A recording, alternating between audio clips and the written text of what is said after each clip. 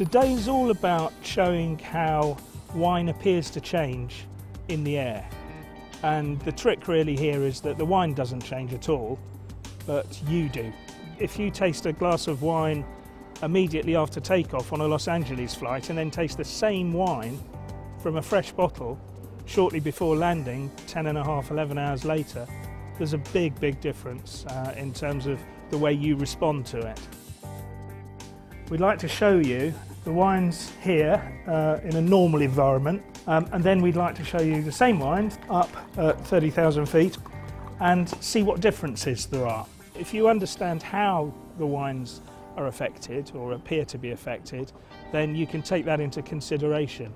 And what tends to happen is that if a wine is balanced at ground level, then it pretty much stays the same in the air. What we tend to look for are very fruit-driven styles of wine, so New World wines work extremely well. It was something we were aware of, but it seems to have taken on a new life, and British Airways has certainly started to own this kind of issue with Cuisine, with the Heston Blumenthal programme recently. Wine fits into this very well indeed, because it's something we've always taken note of by choosing styles of wines that are robust enough to stand up to use on board.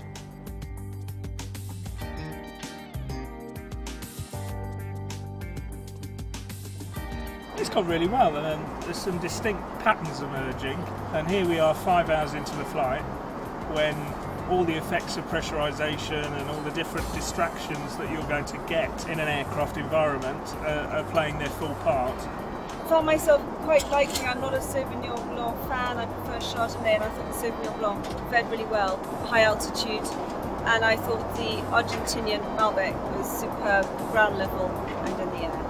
The Bordeaux Claret was very tannic, very drying, and at this sort of altitude, because the tannins come forward so much, it seems that it's just going to work a lot better with food, and the cheddar really brought that out. It certainly enables us to talk about this from a position of knowledge.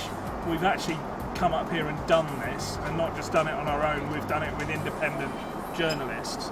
I think going forward, what we can look at doing is actually saying, try these wines. They might not be a wine that you taste particularly on the ground, but actually it tastes an awful lot better at 30,000 feet.